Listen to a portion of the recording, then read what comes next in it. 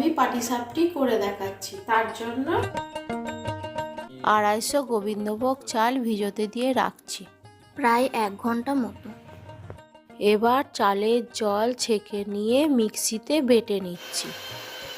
চাইলে আপনারা শিলেও বাটতে পারেন। বাটা হয়ে গেছে। এবার এর মধ্যে 200 গ্রাম সুজি নিচ্ছি।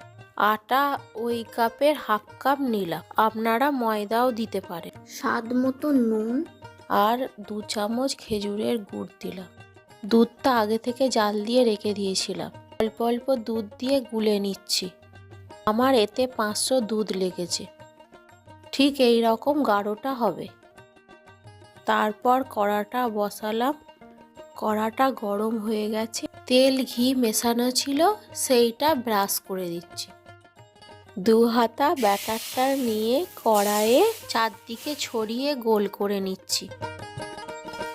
সন্দেশের পুরটা এইভাবে নিয়ে দিয়ে দিলাম। শুকিয়ে এলে খুন্তি দিয়ে জিনিসটা ভাঁজ করে নিতে হবে। কমিয়ে ঘি দিয়ে ভালো করে ভেজে নিয়েই হয়ে গেল পাটিসাপটি। এইভাবেই সবগুলো করে নিলাম।